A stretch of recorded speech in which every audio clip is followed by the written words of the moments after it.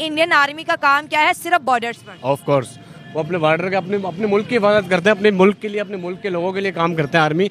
वो ना कि अपने सियासतदानों का गला घोंचे या कुछ भी उनसे आवाम के लिए करें, आवाम से लड़ें। इंडियन एयरफोर्स पाकिस्तान बॉर्डर पर ट्रेनिंग कर रही है। किसी भी वक्त ऑपरेशन 2 स्टार्ट हो सकते हैं, ऑपरेशन सिंधु 2 स्टार्ट हो सकते हैं।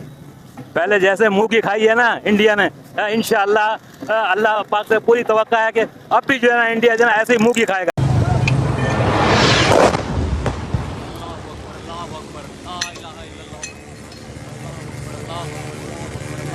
हाँ देखना आवाम कैसी आ रही है वहाँ से।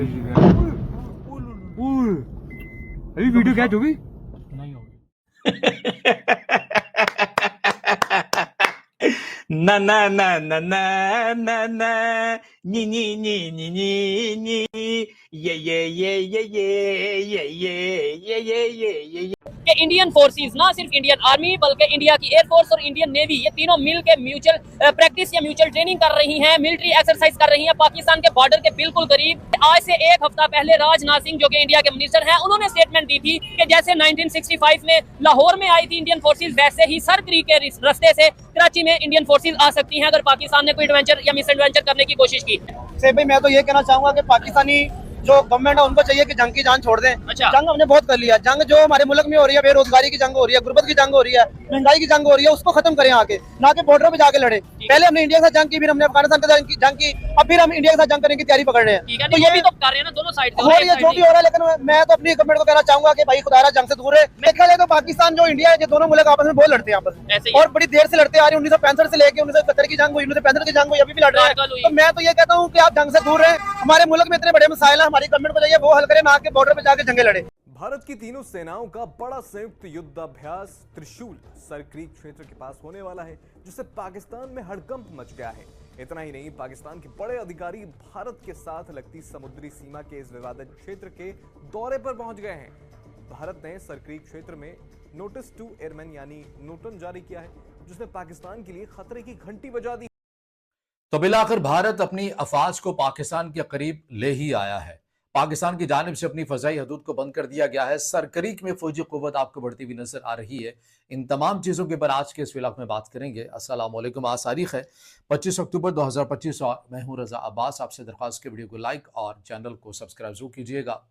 पहले बुनियाद को समझ लेते हैं, बात कर लेते हैं सरक्रीक की कि आखिर सरक्रीक में ऐसा है क्या जिसको हासिल करने के लिए एक बार फिर भारतीय जो सरकार है वो सरगर्म आपको नजर आ रही है। और सरक्रीक का जो इलाका है ये खबरों की जीनत बना हुआ है, ना कि भारत और पाकिस्तान के मीडिया के अंदर बल्कि बैनुल अक़वामी सतह के ऊपर। आपको ये याद है कि तकसीम हिंद जब हुआ उस वक्त बहुत सारे इलाके एक तयशुदा फार्मूले के तहत जब तकसीम हुए, तो जब ये सरक्रीक वाला मामला आया, इसकी में जो पाकिस्तान के हिस्से में इस इलाके का आया, क्योंकि इसका जो कुछ हिस्सा है वो भारत के अंदर भी आता है और उसका कुछ हिस्सा जो है वो पाकिस्तान के अंदर भी आता है।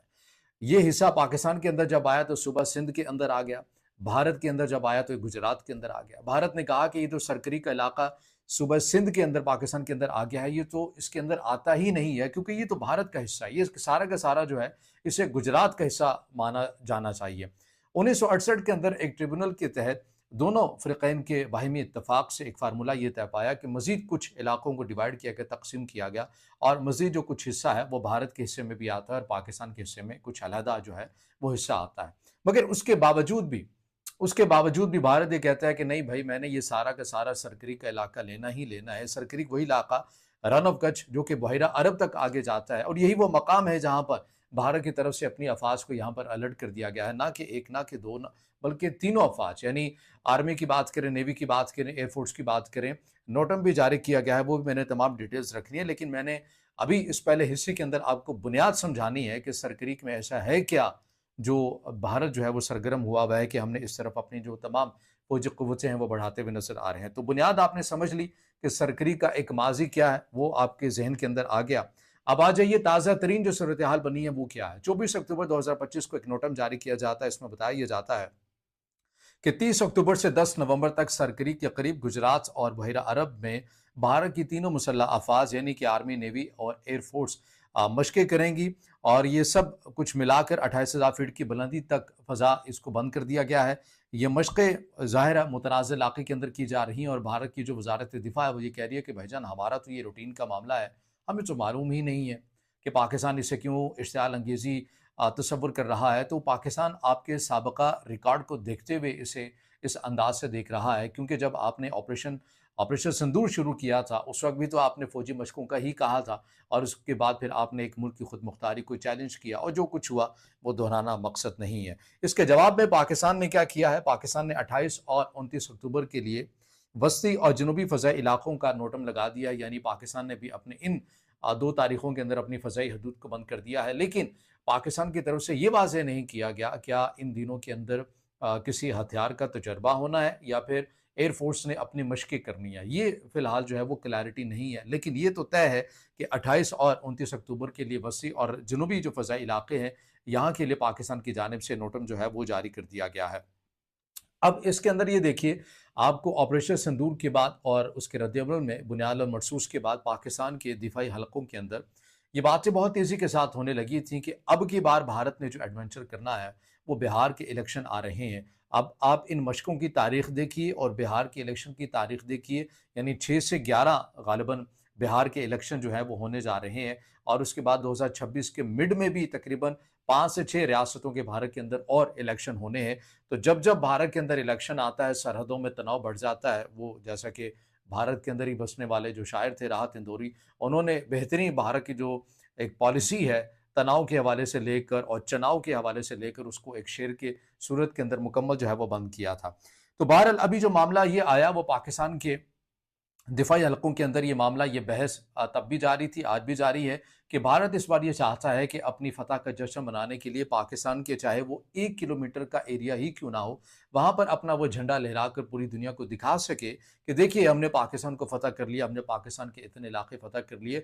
और जो ऑपरेशन सिंदूर के बाद सुबकी का सामना करना पड़ा, हजीमत का सामना करना पड़ा, उसे इस अंदाज में जो है वो रिकवर किया जा सके। और ये सरकरीक का वो इलाका है, एक तंग सी जो पट्टी है, यहाँ पर भारत अब की बार समझता है कि ये बेहतरीन इलाका है जहाँ पर हम कुछ ना कुछ करके अपना जो इमेज है वो दोबारा से बहाल कर सकते हैं। तो लिहाजा आपको इस इलाके के पास जो सरगर्मियां हैं, फौजी सरगर्मियां हैं, वो आपको तेज़ होती हुई नजर आ रही हैं। और ये सब कुछ हवा में बातें नहीं है, भारत के आला हुकाम के बयानात हैं जो मैं अभी आपके सामने रखूंगा, जिनसे आपको बहुत चीज़ें मजीद वाज़ेह हो जाएंगी। जैसा कि बयान आता है 2 अक्टूबर 2025 को भारत के वज़ीर दिफा का, वो क्या कहते हैं, वो अब एयरबेस में वो एक मौजूद थे और वहाँ पर अब खिताब के दौरान कहते हैं कि अगर पाकिस्तान सरकरीक में कोई गलती करेगा तो जवाब इतना सख्त होगा कि तारीख और जोग्राफिया दोनों बदल जाएंगे। 1965 में हम लाहौर पहुंचे थे, 2025 में याद रखो कराची का रास्ता उसी सरकरीक से होकर गुजर कर जाता है।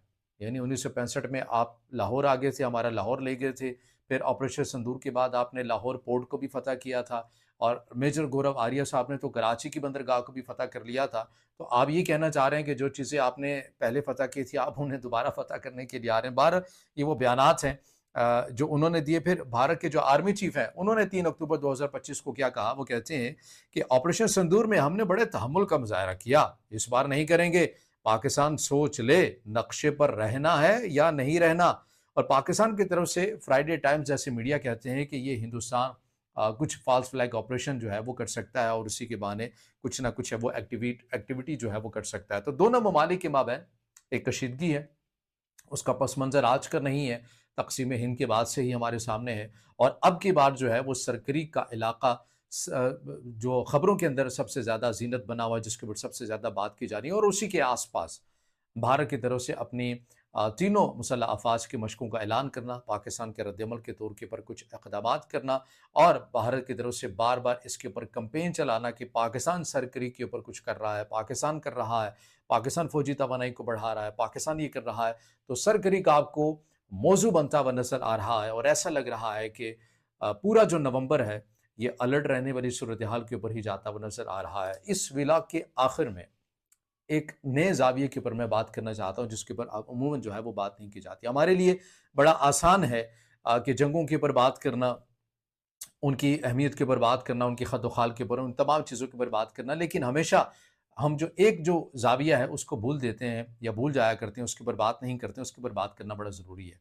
आपको ये याद रखना चाहिए कि जो सरकरीक का इलाका है ये मौसमियाती तब्दीली के उनसर के हवाले से इतनी अहमियत का हामिल है कि आप इससे यहाँ पर अंदाज़ा लगाइए कि जो नंबर्स हमें मिलते हैं, बताया जाता है कि यहाँ हर साल लाखों परिंदे जो हैं वो हिजरत करते हैं, मछलियाँ फैलती फूलती हैं, और मैंग्रोव्स जंगल जो है वो कार्बन जज्ब करते हैं, और इस दौरान अगर फौजी मशक़ें हों, बल्कि एक रिपोर्ट के मुताबिक बताया ये भी जाता है कि जिस किस्म की माहौलियाती तब्दीली का इस इलाके को सामना है, 2025 तक ये जो इलाका है, सरकरी की जो पट्टी है, 20% इलाका ये वैसे ही डूब जाएगा, यानी मंजर से ही गायब हो जाएगा। और जिस इलाके ने मौसमियाती तब्दीली की वजह से 2050 तक वैसे ही गायब हो जाना है, जो माहिरीन कह रहे हैं मौसमियाती तब्दीली के हवाले से, हम इस खत्ते के अंदर उसके ऊपर जंगें करने के लिए तैयार नजर आते हैं। बजाय कि हमें दोनों साइड के ऊपर मैं बात कर रहा हूँ, किसी की एक तरफा मैं बात नहीं कर रहा, दोनों साइडों के ऊपर जहाँ पर जिम्मेदारी का मुजाहरा करना चाहिए, जहाँ पर इन मशकों के नाम के ऊपर ईंधन जलाने की बात, इनका इस्तेमाल, इनकी आप बारूद का इस्तेमाल आप करते हैं, तमाम चीज़ें आप करते हैं, और उसकी वजह से ज़ाहिर है इस पूरे इलाके के, इस खत्ते का इकोसिस्टम तक बर्बाद हो जाता है। और ये इलाका माहिरीन के मुताबिक 2050 के अंदर 20% वैसे ही गायब हो जाना है। तो हमें ज़रूरत इस अमर की है कि हमें चाहिए ये दोनों रियासतों को, दोनों ममालिक की आवाम को, जो जो ज़िम्मेदार अंदर बैठे हुए हैं, कि हमें बजाय के जंगों की बात करें, हम अमन की बात करें, हम मौसमियाती तब्दीली से मिलकर लड़ने की बात करें, हम कुछ इसकी इंसदाद के लिए काम करें ताकि अपने अपने इलाकों को सिक्योर कर सकें, महफूज कर सकें, और एक साफ़ और शफाफ जो हवा है हम वो अपने तमाम शहरियों को दे सकें, अपने मुल्क की मैशत को दुरुस्त कर सकें, अपने आवाम की मैशत को दुरुस्त कर सकें। ये तमाम वो इक़दामात हैं जो हमें मिलकर करने चाहिए। लेकिन बदकिस्मती से इस खत्ते के अंदर हमेशा तनाव ही रहा है, और तनाव के ज़रिए ही हर मामले को सुलझाने की कोशिश की गई है, मगर हर तनाव एक नए तनाव को जन्म भी देता है।